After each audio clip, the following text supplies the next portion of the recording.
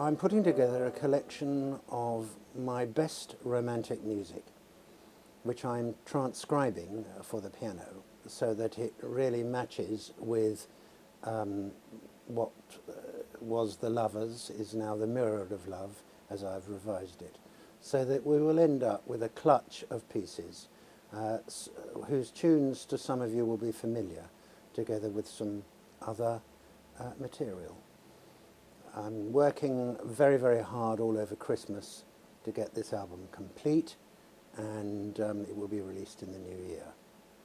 And hopefully this album will be sufficiently attractive to a more mainstream crossover audience. In other words, the Radio 3, not perhaps the highbrow side of Radio 3, but more the part of Radio 3 that is more akin to classic FM. It is really that audience who I believe would absolutely love this music if they could hear it.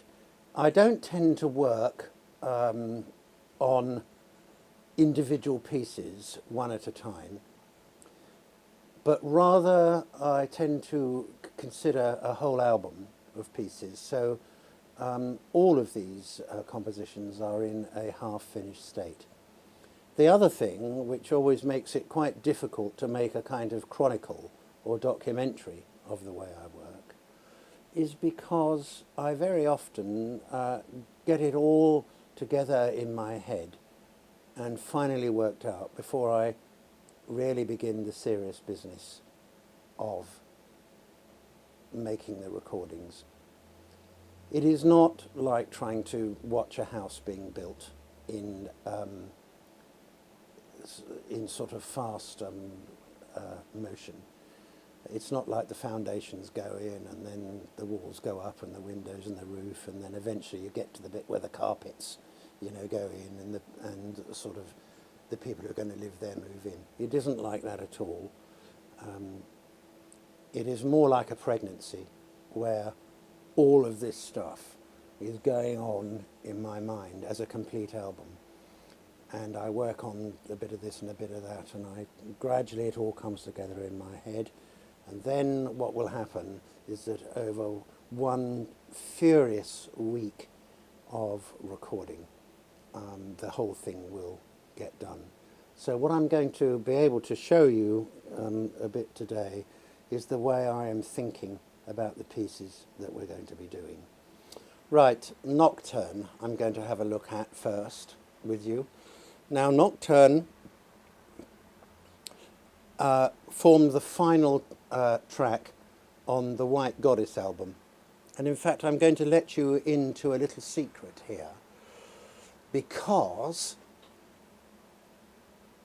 I'm going to take you right back, first of all, to Tripping the Light Fantastic, which we did in the early 90s.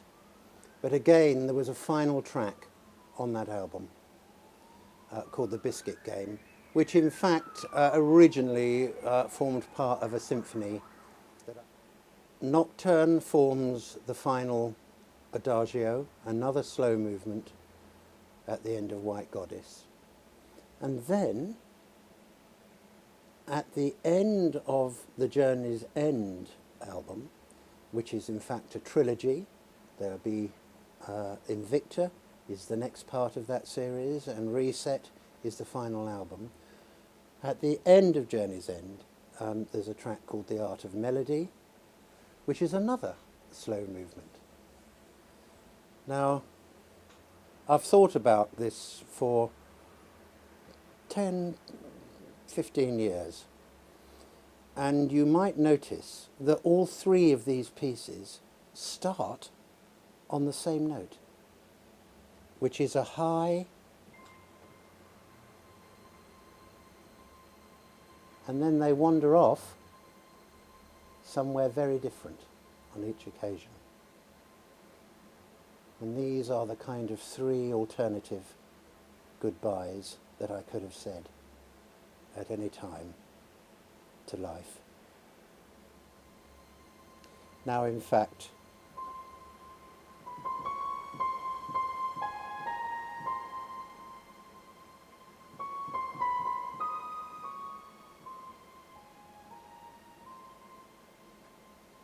is how Nocturne begins, but I've chosen instead to deal with these themes slightly differently with regard to their piano transcription I'm doing of Nocturne. Now, I haven't completely worked out exactly where I'm going with it yet, but I do have the best elements. In fact, rather than start up there with this, I'm going to be down here with it, and it'll be sort of here.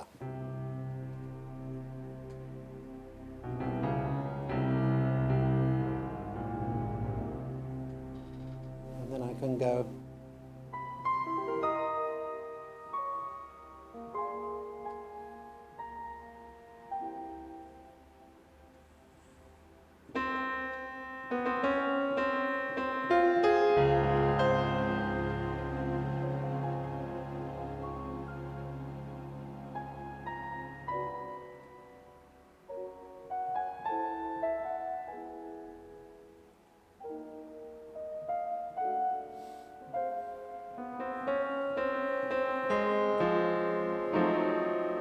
a very tense chord there.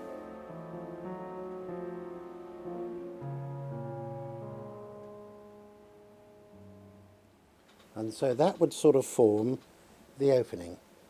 And when that's all orchestrated, that'll actually, I think, sound absolutely lovely. And then it comes, how do I transcribe for the piano, which is effectively a percussive instrument.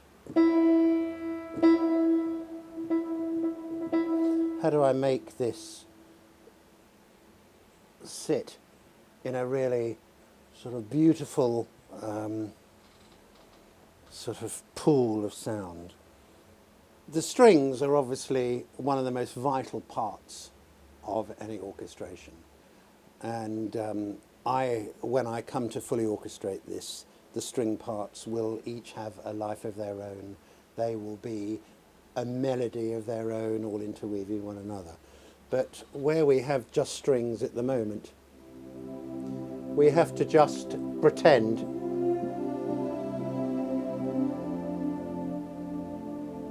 it's not exactly the CBSO, is it? But it gives you an idea of how things are going to be. So what I need to do then is to get this melody to work on the piano.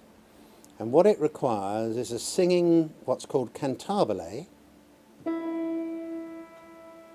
And though that makes no difference whatsoever to the sound, it makes you feel like you are singing.